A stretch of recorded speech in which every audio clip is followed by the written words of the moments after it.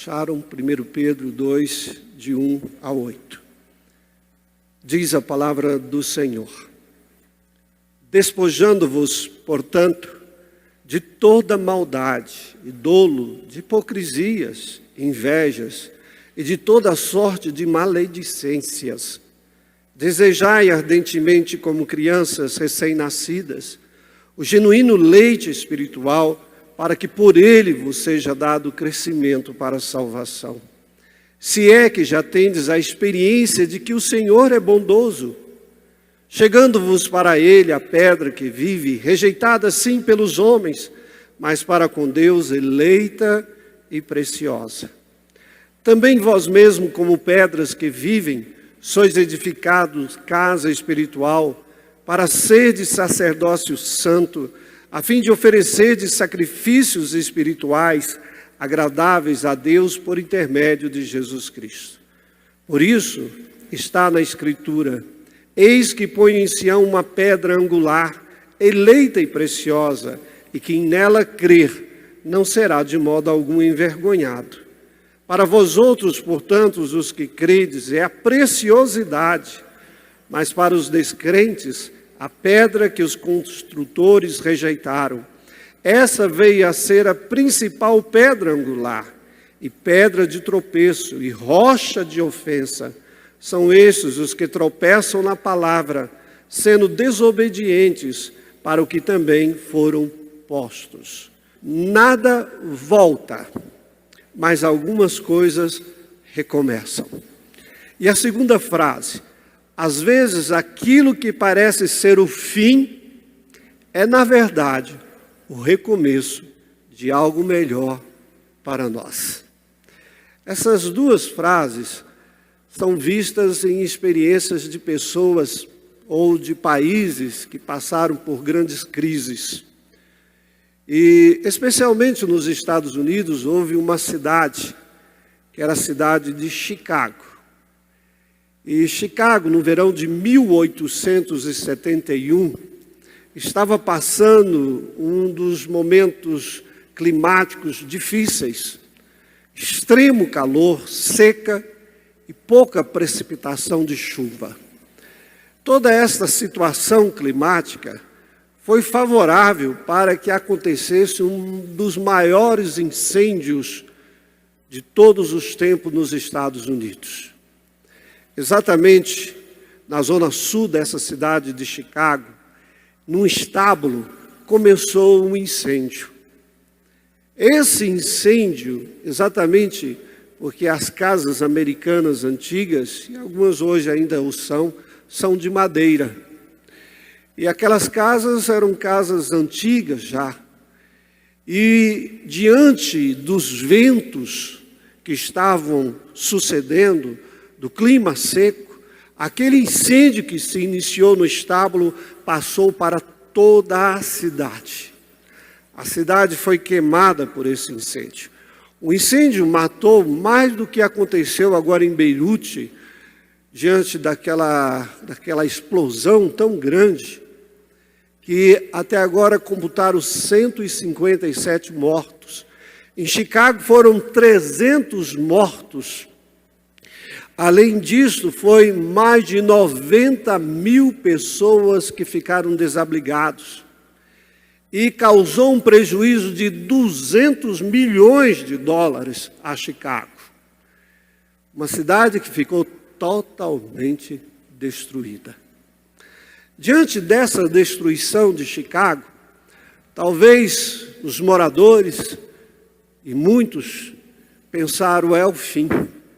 Perdemos nossas casas, perdemos a nossa economia, perdemos parentes, amigos, e muitos ficaram feridos.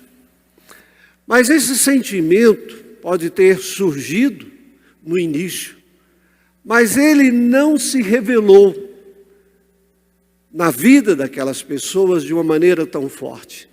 Sabe por quê? Porque eles se reuniram, eles se uniram e resolveram construir, reconstruir a cidade de Chicago. Mas não foi só isso que aconteceu. Muitos famosos arquitetos de renome, tanto na Europa como nos Estados Unidos, foram para Chicago para ajudar Chicago. E o que aconteceu? Aquela cidade passou a ter uma das melhores engenharias e arquiteturas do mundo daquela época. Foi em Chicago que se construiu o primeiro arranha-céu de ferro. E Chicago foi transformada de uma maneira tal que ela se tornou a segunda maior cidade dos Estados Unidos, depois de Nova York. Chicago também superou inúmeras outras coisas, até no sentido economicamente. O Chicago foi classificado pela revista Forbes como a quinta cidade mais economicamente poderosa do mundo. E Chicago foi reduto de grandes políticos, como por exemplo de Barack Obama e outros que surgiram. Por isso esta frase que diz assim, nada volta. De fato, Chicago não poderia mais voltar a ser a que era. Mas diz assim também, mas algumas coisas recomeçam. E isso é uma verdade. E por isso, às vezes, aquilo que parece ser o fim, na realidade pode ser o recomeço de algo melhor para nós. Quem consegue visualizar isso diante de uma crise muito forte, consegue de fato ter um recomeço muito melhor. Quando Pedro escreveu essa carta, e a gente já tem algumas semanas que estamos falando sobre essa carta, a gente observa que Pedro escreveu para um povo que estava numa situação dificílima. Aquilo que Nero havia feito em Roma, colocado fogo e culpado os cristãos, o fogo de Roma havia acendido em várias outras áreas e em várias outras cidades e até países dominados por Roma, para que fosse queimado as vidas dos crentes, queimada a fé dos crentes. E eles foram, como eu disse, expulsos das suas casas. Estavam, como Pedro diz aqui no início, dispersos, eram forasteiros, pessoas sem moradias. Estavam numa situação dificílima. Por isso essa expressão que nós colocamos aqui, esta frase, que diz exatamente que às vezes aquilo que parece o fim é na verdade o recomeço de algo melhor para nós. Aquilo que parecia ser o fim para os cristãos daquela época, na realidade Pedro estava querendo mostrar que era um recomeço. E pensando nisso, irmãos, Cristo nos trouxe uma nova vida. E era isso que Pedro estava querendo dizer para eles, vocês têm uma nova vida.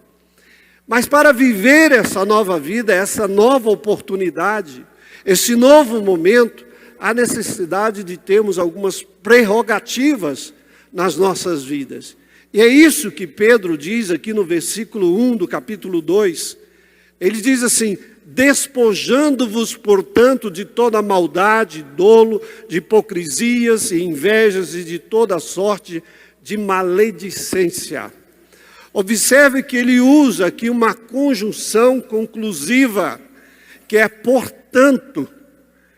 Ou seja, ele estava querendo dizer que, devido a algumas coisas, eles deveriam fazer outras coisas.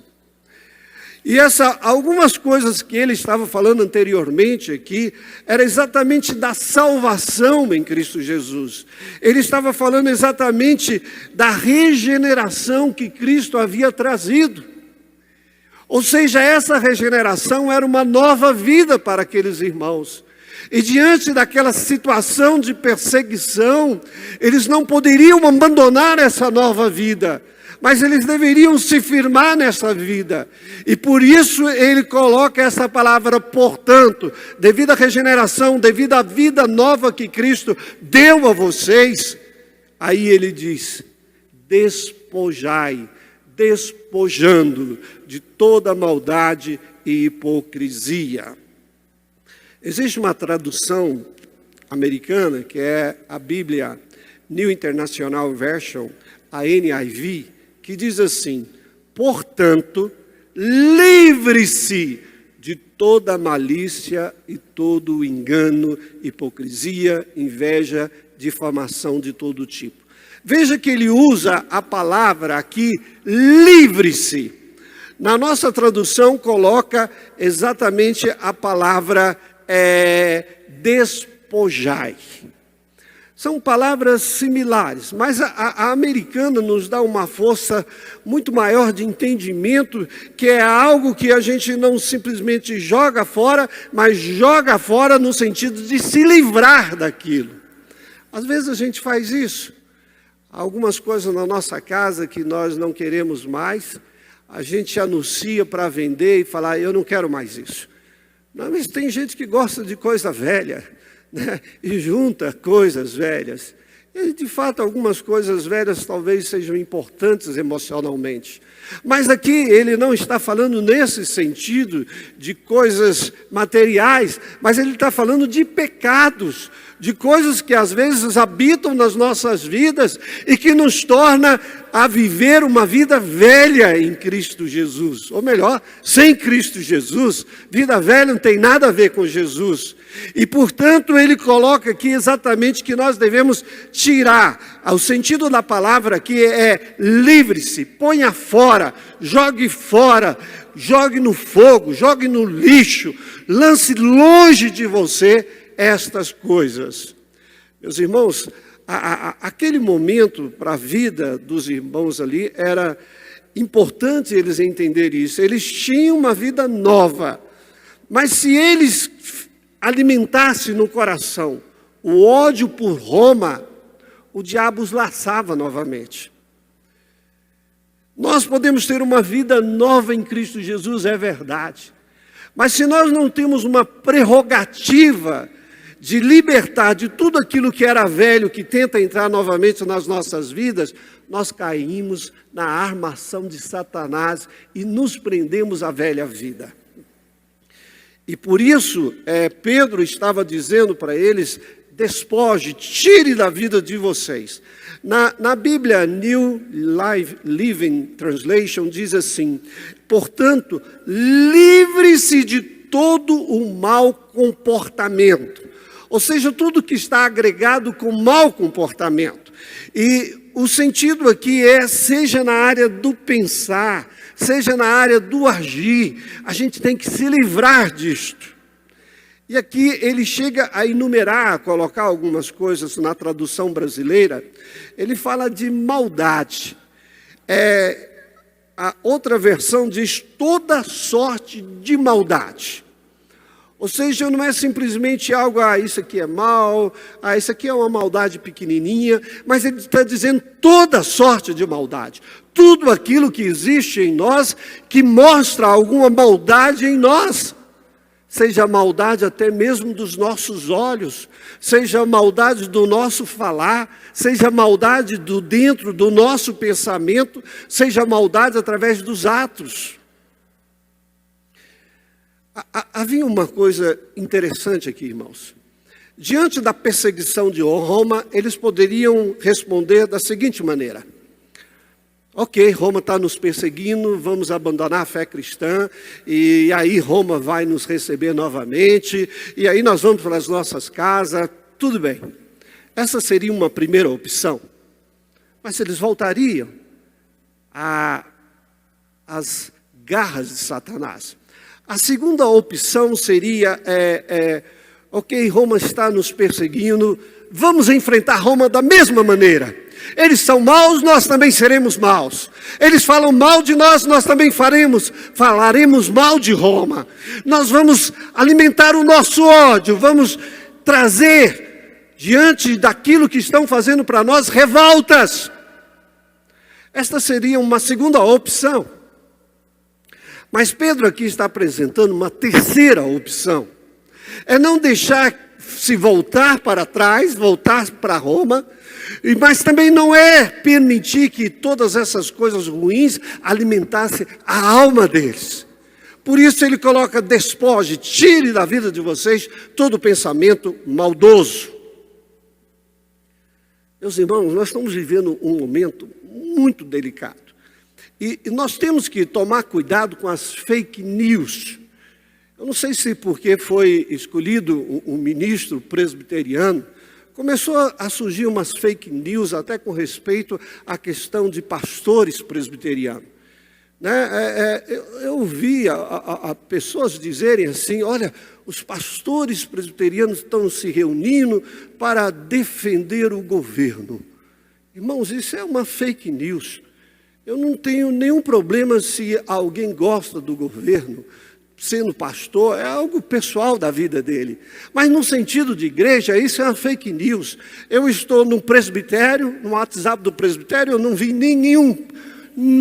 Eu sou da diretoria, sou vice-presidente do presbitério, e nós não convocamos nenhum pastor para nos reunir nesse sentido. Eu estou também no WhatsApp do sínodo, e também o sínodo não fez nada nesse sentido de convocar pastores para defender governo, ou não defender fulano, ou beltrano, quem é contra, quem é a favor. E nem a Igreja Nacional Presbiteriana o faz assim. Então nós estamos vivendo um momento que se lança no ar essas fake news. E meus irmãos, isso são coisas que não podem habitar no nosso coração, que não pode estar na nossa vida o mal falar de pessoas, e especialmente de servos de Deus, porque tem Deus como seu juiz, tem Deus como seu protetor, tem Deus que vê todas as coisas. Essas coisas não podem serem permitidas entrarem no nosso coração.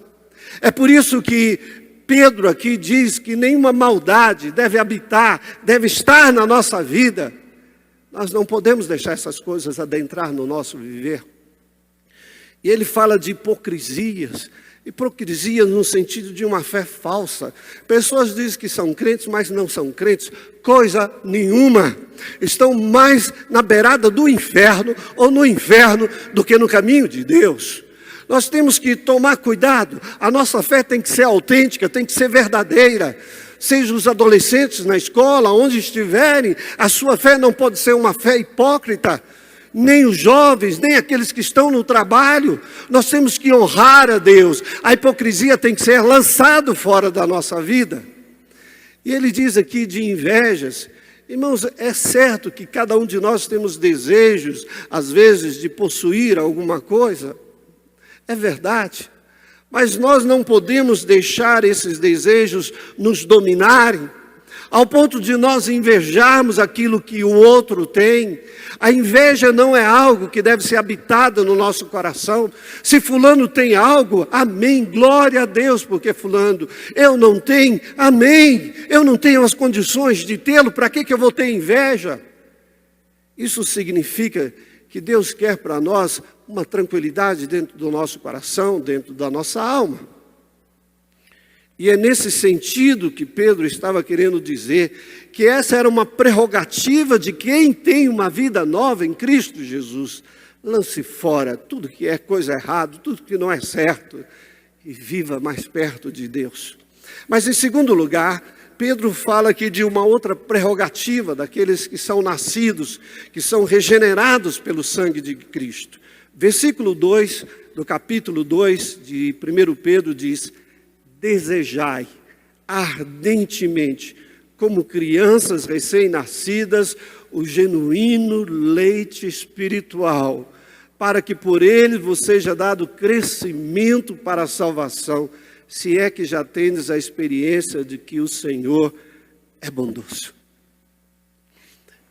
Eu gosto muito aqui, Pedro coloca as coisas numa profundidade, e eu gosto às vezes de começar de trás para frente. Ele diz: se já tendes a experiência que o Senhor é bondoso. Ou seja, se você já experimentou a obra de Deus na sua vida, a bondade de Deus, o amor de Deus, a salvação do Senhor, o perdão dos seus pecados e N outras coisas, se você já experimentou, aí ele no início diz: desejai ardentemente, como crianças recém-nascidas, o genuíno leite espiritual. Sabe o que vem na minha cabeça agora? O meu netinho, Noah. Ele, essa semana, deu seus primeiros passos, né? E que coisa fabulosa. E ele está forte. E aquilo que fez com que ele ficasse forte foi o leite da mamãe. o genuíno leite. Eu acho aqui tão interessante que Pedro faz essa comparação de uma criança recém-nascida que deseja o leite. É algo natural que Deus coloca nos bebês quando nascem. Eles parecem que já nascem e já sabem onde é que está o leitinho. E quando pega naquilo, não quer mais nada. Você pode oferecer outra coisa, ele não quer, ele quer o leitinho da mamãe. Ou seja, ele deseja de uma maneira ardente. E essa palavra ardente lá no verbo, essa palavra ardente lá no seu original, que é a palavra epipofel, significa desejar vivamente, ardentemente, com muito ardor. E por isso é que Pedro usa essa comparação de um bebê. Nós devemos desejar ardentemente, com muita vontade. Eu pergunto, o que você deseja mais ardentemente? Está difícil nesse momento de pandemia, né? Desejar umas férias está meio difícil. Já ficamos de férias demais, né? Dentro de casa, né? Então, às vezes, né, eu acho que os alunos aí, os adolescentes estão desejando voltar para a aula. É isso? E voltar para a escola? Não. Então não é. Ou seja, cada um de nós, às vezes, na nossa vida, nós temos alguma coisa que nós queremos. E às vezes é um desejo ardente. É algo bom, né? Alguns desejam uma casa, alguns desejam ter filhos, alguns desejam N outras coisas na vida. São desejos, vamos dizer, se são bons desejos, são desejos sinceros. Aqui, esse texto aqui, quando ele diz leite genuíno, no original diz leite sincero, leite puro, leite autêntico. Irmãos, não existe leite mais autêntico que o leite materno. Hoje em dia, quando você vai no mercado comprar leite, já não é mais o leite puro, vamos dizer, da vaca. Já tiraram um pouco da gordura, já tiraram N outras coisas, né? E você toma um leite aguado. Né? Você vai na fazenda, toma o leite da fazenda, é totalmente o gosto diferente. E aqui ele está falando de um leite puro, um leite que Deus dá, que tem propriedades maravilhosas. Eu me lembro quando eu estava no seminário, e seminarista lá em Recife, chega segunda-feira, para onde é que nós vamos? Praia, né? A gente trabalha sábado, domingo, estuda a semana inteira, segunda-feira não tem aula para nós seminaristas, e a gente ia praia, era chamada Praia de Boa Viagem. Lá na segunda-feira não tinha outras pessoas a não ser mais seminaristas na praia, e lá a gente ia. E eu me lembro de uma das conversas que a gente tinha lá com os amigos, que um disse assim, sabe, essa água de coco que nós bebemos aqui, ela é tão pura que pode ser injetada no organismo humano. Ele me falou isso e eu fiquei pensando, será que essa água de coco pode ser injetada no nosso organismo? E aí eu vi algumas histórias, por exemplo, de 1942, o doutor Prandeira, de Cuba, ele filtrou a água de coco e injetou na veia de 12 crianças que estavam ali numa situação não muito boa. E também há uma história que, na Segunda Guerra Mundial, os britânicos no Sri Lanka e também os japoneses em Sumatra, faltando os fluidos intravenosos tradicionais, o soro, eles teriam utilizado da água de coco e colocado no corpo das pessoas com sucesso para equilibrar os líquidos do corpo durante cirurgias de emergência. E, de fato, a água de coco ela tem um valor muito grande no sentido da pureza.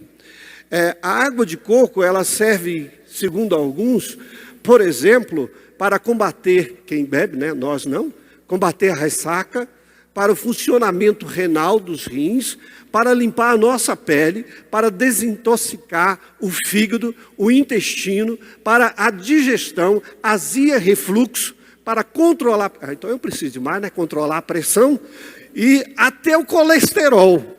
Nossa, que água maravilhosa.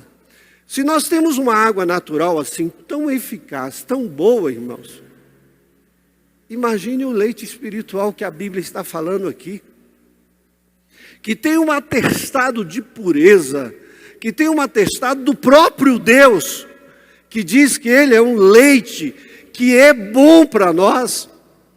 E uma coisa que nos chama a atenção aqui, que o texto diz que esse leite traz um benefício. E o benefício aqui diz que é o crescimento para a salvação. É interessante, quando nós pensamos em salvação, às vezes a gente pensa só do ato. Aceitei Jesus e estou salvo. Mas o sentido é muito mais amplo. Ele está colocando aqui salvação como se fosse, vamos colocar, um ambiente em que nós adentramos dentro dele e crescemos dentro dele. O sentido é exatamente isso, que o leite espiritual que Deus nos dá produz um crescimento dentro da salvação. E aí a gente fica pensando, o que esse crescimento de salvação vai nos trazer? Irmãos, N coisas. Vai te trazer força, vai trazer a graça de Deus, vai trazer o amor de Deus, vai trazer a proteção de Deus, vai trazer o cuidado de Deus, vai trazer o conhecimento de Deus, vai trazer a eternidade até nós. A salvação não é só um ato lá que aconteceu na cruz, mas a salvação é uma obra fantástica que Deus faz na nossa vida. Agora, sabe o que nos chama a atenção aqui também, irmãos? É que esse verbo aqui, receber crescimento, ele está no presente do subjuntivo passivo. O que ele está querendo dizer? Que o crescimento não sou eu que trago, mas é o leite que é o ativo, que produz em mim este crescimento. A única coisa que nós somos ativos aqui é no desejo por esse leite. Aí sim nós somos o ativo. Quando nós desejamos, como nós almejamos esse leite vem e produz o crescimento nas nossas vidas. Por isso que Pedro usa esse paralelo com a criança. E é interessante que o bebê, até certa idade, ele não vai comer nenhuma outra comida. E não precisa beber água. O leite é suficiente em todos os sentidos para ajudá-lo a desenvolver. Assim é a palavra de Deus. A palavra de Deus é o alimento, é a água que nos mantém vivos. Por isso, queridos, esta é a segunda prerrogativa de uma vida nova em Cristo Jesus. Seu desejo. Deseje ardentemente as coisas de Deus.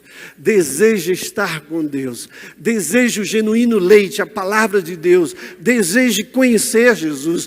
Deseje estar na presença dEle. Deseje se alimentar dEle.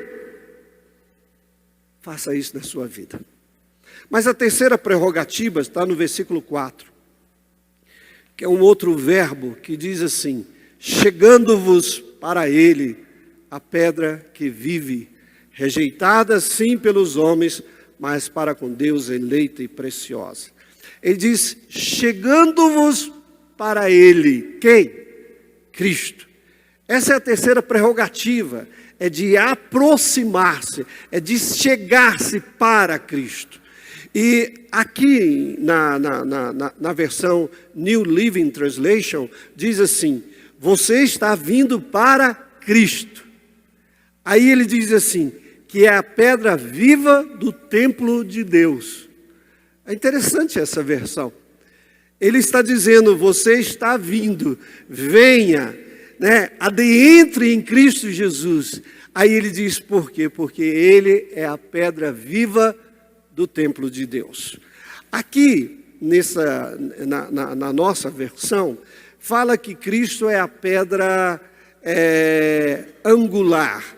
Fala que Jesus é a pedra principal. Entender isso é muito importante, irmãos. Nas construções antigas, e eu não vou tão longe lá, eu me lembro da casa da minha avó na roça. Eu achava algo interessante na casa da minha avó e na casa dos meus tios. A casa era colocada em cima de pedras. E às vezes, entre as pedras, havia algumas passagens ali e as galinhas dormiam lá debaixo.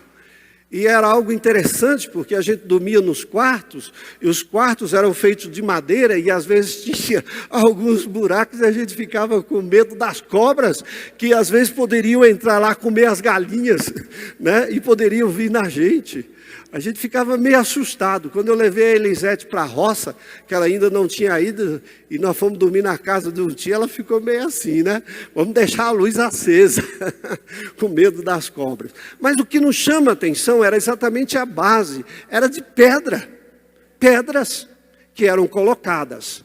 E quando aqui fala que Cristo é essa pedra, a pedra angular era uma pedra que eles trabalhavam e colocavam na esquina, vamos dizer, da onde iria iniciar o prédio. Ali colocavam a pedra e sobre essa pedra, então colocaria as outras pedras. Ela servia como demarcação, ela servia como colocar, vamos aprumar aqui a casa no terreno. Então em cima dessa pedra angular se formava todas as outras partes da casa. E colocava as outras pedras em cima dela. E em cima das pedras que viriam após ela, então era colocado as paredes. E me chama a atenção exatamente quando ele diz aqui que Cristo é a pedra viva do templo de Deus. Ele está querendo dizer que Cristo é a pedra que forma o templo de Deus. Ele é a pedra principal. Ele é a pedra que forma a sua vida espiritual. Sem Cristo, a nossa vida cairia. Ele é a pedra central. E o texto aqui nos coloca algumas características desta pedra. Ele diz que ela é eleita e é preciosa diante de Deus. Meus irmãos, Deus não escolheu qualquer coisa para que a nossa vida espiritual fosse colocada. Deus escolheu Jesus. E como diz aqui, Ele é o eleito de Deus. Ele foi escolhido para salvar o mundo. Ele foi escolhido para nos abençoar. Ele foi escolhido para se oferecer na cruz por nós. Ele era o que havia de melhor nos céus. Na realidade, Ele, o Pai e o Espírito Santo eram um. Deus deu o seu Filho, Deus, para fazer o melhor por nós. Por isso que a Bíblia diz que Ele é eleito e é precioso. Eu imagino nosso Deus Pai, quando viu o seu Filho ali na cruz sofrendo. Eu sempre me lembro daquele filme de Mel Gibson, no momento em que Jesus morre e uma lágrima cai dos céus ali na terra. Sabe, o quanto que o Pai deve ter segurado naquele momento a dor de ver o seu Filho, não era morrendo por pessoas boas, mas por nós pecadores. Ou seja, o mais precioso dos céus era o Filho. Hoje é o dia dos pais. A gente recebeu a homenagem. Gente, não existe coisa mais preciosa do que os nossos filhos. Até escrevi para eles me homenagearam, o Caleb mandou foto e coisas lindas. E eu fico pensando, que prazer, que privilégio. Eu disse para ele, graças a Deus, nenhum dos meus filhos se perderam. Meus filhos estão aí, estão lutando, estão trabalhando, são pais também. E que alegria!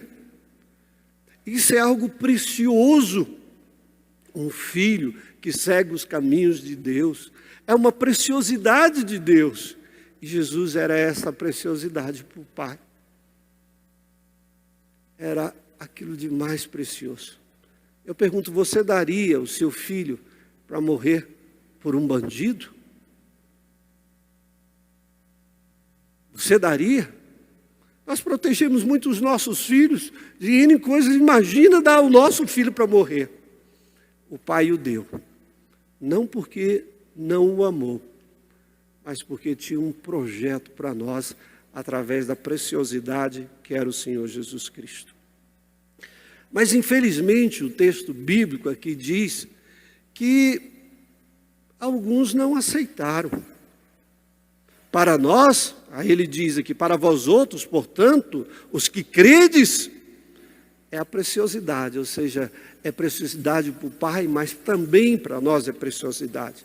Mas para os descrentes, aí ele diz, a pedra que os construtores rejeitaram, essa veio a ser a principal pedra angular. É isso que o mundo está fazendo. Está escolhendo pedras erradas para construírem as suas vidas, seus casamentos, os seus lares e em outras coisas. Pedras erradas. E aqui diz que essa pedra, Jesus, que é a pedra angular, se transforma em pedra de tropeço. Isso tem sido uma realidade. Quanto nós temos visto pessoas lutando contra o Evangelho. Essa semana eu ouvi falar que um evangelho foi tirado do Twitter aí, porque falava de Deus. Eu falei, meu pai, onde nós estamos vivendo? Que situação é esta? Irmãos, aqueles que rejeitam a Cristo, infelizmente o final será trágico, duro. Mas as pessoas não estão nem aí para Cristo Jesus. Por isso, essa diretiva, esta prerrogativa aqui, ela é importante quando nós temos uma nova vida. Nós temos que nos aproximar desse Jesus. Nós temos que andar com Jesus. Nós temos que viver Jesus. Nós temos que comungar com Jesus. Nós temos que ouvir Jesus, o que Jesus quer de nós, para que a gente não entre em caminhos errados e faça o que não deve. Tem essa prerrogativa na sua vida? Eu vou andar junto de Jesus. Esses tempos agora, muitas pessoas andam só junto do WhatsApp, só junto da internet. Eu já ouvi falar que alguns agora que estão estudando pela internet não estão nem mais querendo computador, já está cheio, né? Porque se torna cansativo de tanto ver computador. Então se aproxime do Senhor. Essa tem que ser a sua prerrogativa. Fale com Deus. Você que não tem comunhão com Deus, você que mal fala com Deus, você que ainda não teve uma experiência com Deus, tenha essa experiência com Deus. Se aproxime, tenha isso como prerrogativa. Sabe por quê? Eu gostaria de concluir nisso que eu vou colocar agora. Quando nós temos essas prerrogativas, irmãos, de lançar fora o pecado, de desejar ardentemente o leite espiritual, e também quando nós desejamos andar com Cristo, estar junto com Cristo, acontece uma coisa maravilhosa em nós. O versículo mais à frente diz assim, também vós mesmos, como pedras que vivem, sois edificado casa espiritual para seres sacerdócio santo, a fim de oferecer de sacrifícios espirituais agradáveis a Deus por intermédio de Jesus Cristo. Acontece um milagre nas nossas vidas. Qual é? Nós nos tornamos pedras. Do quê? Do templo de Deus. Jesus é a pedra de esquina.